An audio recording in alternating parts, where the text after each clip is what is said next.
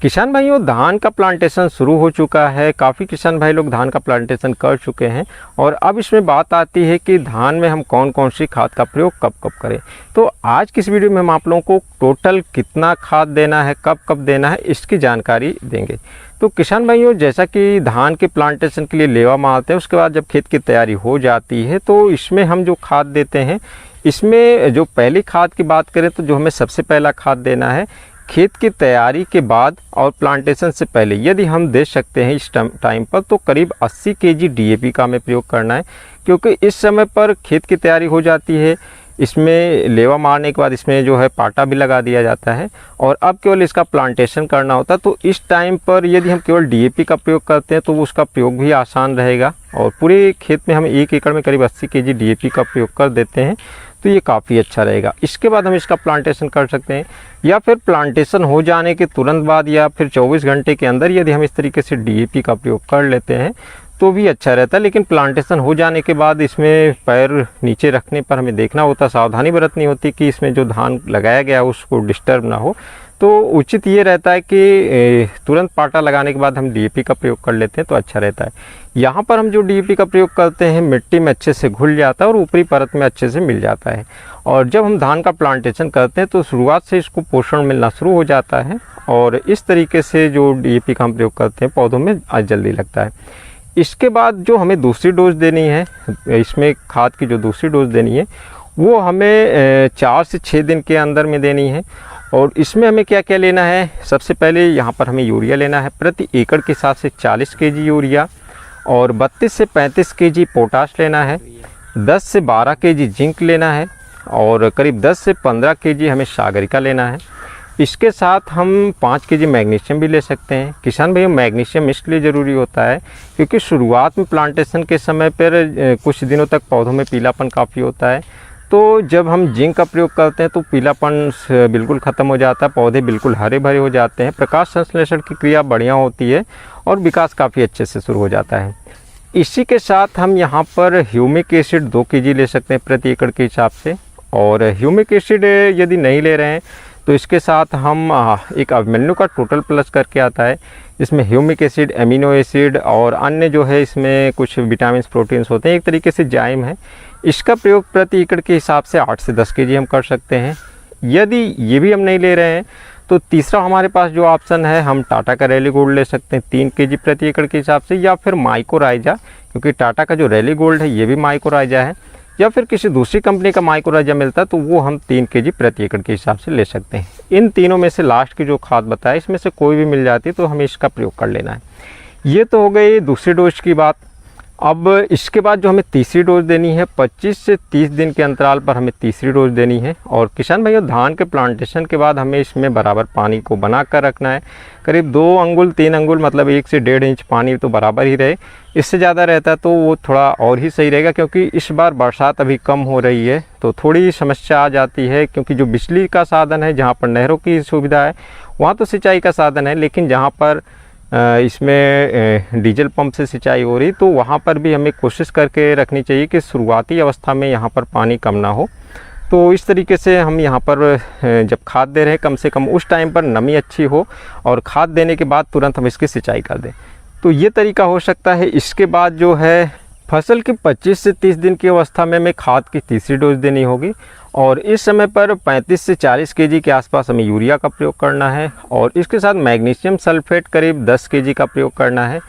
Ferrous sulphate 5 KG, sulphur 5 KG का प्रयोग कर सकते हैं। यदि हम इन दोनों का प्रयोग नहीं करते हैं तो मैग्नीशियम 10 केजी का प्रयोग करेंगे, उसी के साथ हम 10 केजी माइक्रोन्यूट्रेंट का प्रयोग कर सकते हैं। किसान भाइयों, फसल की इस अवस्था में यदि धान में कोई रोग लग रहा है या फिर और अन्य कोई कमी है तो इसके हिसाब से अन्य जो पोषक तत्व हैं वो परिस्थिति के हिसाब से हम इसमें चेंज भी कर सकते हैं। यदि हमारे धान में पीलापन है, खैरा रोग की समस्या है तो यहाँ पर हम जिंक का प्रयोग कर सकते हैं। वैसे पहले यदि हमने जिंक का प्रयोग कर लिया है तो ऐसी समस्या नहीं आना चाहिए, तो यहाँ पर ये कर सकते हैं। साथ ही यदि ऐसी कोई समस्या है तो स्प्रे के माध्यम से भी हम यहाँ पर कुछ दवाओं का स्प्रे कर सकते हैं। तो ये तो हमारी खाद की तीसरी डोज हो गई। अब बात करते हैं जो हमारी चौथी डोज होगी।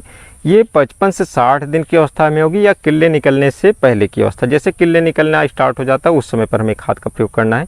किसान भाइयों, यदि हम आगे चलकर फिर से पोटास का स्प्रे करना चाहते हैं या कर सकते हैं तो इस समय पर हम केवल यूरिया का प्रयोग करेंगे। यदि आगे ऐसी व्यवस्था नहीं कि हम पोटास का प्रयोग नहीं कर सकते तो करीब कम से कम 10 केजी पोटास यहाँ पर हमें इसके साथ लेना है। पहले हमने पोटास दिया है तो भी हमें 10 केजी लेना है। यदि हमने पहले पोटास नहीं दिया, किसी कारणवश हम पोटास नहीं दे पाए हैं, तो इस अवस्था में कम से कम 30 केजी पोटास तो ज़रूर देना है। तो यूरिया हम 30 से 35 केजी लेंगे, साथ में 10 केजी पोटास। यदि पहले पोटास नहीं दिया है तो 30 केजी पोटास। इसके साथ यहाँ पर फसल की परिस्थिति के हिसाब से 5 केजी मैग्नीशियम सल्फेट, यदि फसलों में पीलापन ऐसा कुछ है तो मैग्नीशियम सल्फेट की पूर्ति कर सकते हैं। किसान भाइयों, मैग्नीशियम सल्फेट सस्ती आती है। इफ़को का लेंगे तो 32 रुपये केजी मिल जाता है और अन्य आप मार्केट से लेंगे तो 40 रुपये केजी मिल जाता है। लेकिन इसका प्रभाव काफ़ी अच्छा रहता है। यदि आप इसमें धान की फसल में या और अन्य किसी भी फसल में इसका प्रयोग करते हैं तो हरापन इसमें बहुत अच्छा रहेगा। तो इसमें कंजूसी नहीं करनी है, तो आप 10 केजी का भी प्रयोग कर सकते हैं, लेकिन कम से कम 5-6 केजी आप यहाँ पर मैग्नीशियम सल्फेट प्रति एकड़ के हिसाब से प्रयोग करें। और इसके साथ सल्फर का प्रयोग कर सकते हैं या फिर आप जिंक का प्रयोग कर सकते हैं, जैसी फसल की परिस्थिति है। और इसी के साथ करीब 3 से 5 केजी बोरान का प्रयोग करना है। किसान भाइयों, बोरान का प्रयोग हमें इफ़को का एक बोरान आता है जो मिट्टी में डालने वाला होता है, उसका प्रयोग करना है। ये 12% इसमें बोरान होता है। 120 रुपये केजी अभी तो फ़िलहाल इफ़को में मिल रहा है। और जो पाउडर फॉर्म में 20% वाला बोरान होता है उसका रेट बढ़ गया, तो हो सकता है इसका भी रेट आगे चलकर बढ़े। तो ज़रूरत है तो अभी आप यहाँ पर इसका जो है ऑर्डर कर सकते हैं। बोरान का प्रयोग हमें इसलिए करना होता है क्योंकि बोरान की वजह से जो इसमें धान की बालियाँ निकलती हैं, दानों में अच्छी चमक रहती है, दाने अच्छे बनते हैं और पोटास से दाने चमकदार बनते हैं, मोटाई अच्छी आती है। तो बोरान और पोटास का प्रयोग 55 से 60 दिन की अवस्था में हम यहाँ पर जो चौथी डोज दे रहे हैं इसमें ज़रूर करना है। किसान भाइयों, यदि चौथे डोज में खाद का प्रयोग आप नहीं करना चाहते हैं तो आप यहाँ पर स्प्रे के माध्यम से 150 से 200 लीटर पानी का प्रयोग प्रति एकड़ के हिसाब से करना है। 160, 170 जो भी आप इस हिसाब से कर सकते हैं, लेकिन कम से कम 150 लीटर पानी होना चाहिए। इसमें आपको 500 ml नैनो यूरिया लेना है, 300 ग्राम सल्फर लेना है, 300 ग्राम जिंक सल्फेट लेना है। यदि आप चिलेटेड जिंक लेते हैं तो 150 ग्राम लेना है। और इसी के साथ आपको 200 ग्राम बोरान लेना है, 20% वाला, जो कि इसमें जो पाउडर फॉर्म में आता है, घुलनशील होता है। इसका स्प्रे आप इसमें कर सकते हैं। और इसके बाद यदि आगे चलकर आप स्प्रे करना चाहें तो जब बालियां बन जाती हैं, इसमें हल्का दाना भर जाता है, इसकी जो फूल वाली पुष्पन अवस्था होती है ये ख़त्म हो जाती है, इसके बाद हमें स्प्रे करना है। क्योंकि पुष्पन अवस्था में यदि आप खेत में स्प्रे करने के लिए जाएंगे तो वहाँ पर इसके फूल झड़ने की समस्या होगी और पॉलिनेशन में भी दिक्कत आ सकती है स्प्रे के कारण से। तो जब दाने बन जाते हैं उसके बाद आप यहाँ पर स्प्रे करेंगे। और स्प्रे में बात करें आप यहाँ पर क्या स्प्रे करना, तो आपको यहाँ पर पोटास की पूर्ति करनी है, बोरान का स्प्रे करना है। और पोटास के लिए आप 13-045 ले सकते हैं, 0050 ले सकते हैं। और बोरान आप यहाँ पर जैसा कि 1 एकड़ है तो 150 से 200 लीटर पानी की ज़रूरत है, तो आप 200 ग्राम बोरान यहाँ पर ले लेंगे। और इसके अलावा यदि आप यहाँ पर टॉनिक का स्प्रे करना चाहते हैं तो सागरिका का स्प्रे कर सकते हैं, या फिर और अन्य कोई जो अच्छी टॉनिक आपको लगती हो, आपने पहले प्रयोग किया हो तो उसका स्प्रे कर सकते हैं। किसान भाइयों, यहाँ पर हमने पूरा खाद का डोज बता दिया, लेकिन अक्सर क्या होता है किसान भाई लोग शुरुआत में, जैसे कि हमने बताया, प्लांटेशन जो खेत की तैयारी हो गई उसके बाद तुरंत खाद का प्रयोग नहीं कर पाते हैं। तो जो पहले और दूसरे खाद की डोज है इसमें एक थोड़ा सा चेंज है। आप उसको अगर नहीं करते हैं तो ये दूसरे वाला डोज आप अपना सकते हैं। इसमें हम बात करें तो आपका जो पहला डोज है, जो आपने खेत में प्लांटेशन कर दिया, प्लांटेशन के बाद जैसा ही उसमें मिट्टी टाइट हो जाती है 2 दिन के अंदर या तीसरे दिन के अंदर आपको यहाँ पर क्या करना है, यूरिया का प्रयोग करना है। यूरिया आपको करीब 35 केजी के आसपास लेना है, तो 30 से 35 केजी आप यूरिया लेंगे। यूरिया के साथ आप 10 केजी मैग्नीशियम सल्फेट लेंगे, 10 से 12 केजी आपको जिंक सल्फेट लेना है और 2 केजी ह्यूमिक लेना है, यदि आप ह्यूमिक का प्रयोग कर रहे हैं तो। नहीं तो फिर आप यदि और कोई यहाँ पर प्रयोग करना चाहते हैं तो उसको यूरिया के साथ ना करें, उसको अगले डोज में करेंगे। तो यहाँ पर आप इतनी खाद का प्रयोग तीसरे दिन तक कर सकते हैं, जब प्लांटेशन के बाद मिट्टी थोड़ी टाइट हो जाती है। किसान भाइयों, प्लांटेशन के बाद हम खाद में जितना गैप देते हैं उतना यहाँ पर थोड़ा सा लेट होगा और पौधों का ग्रोथ थोड़ा धीमा होगा।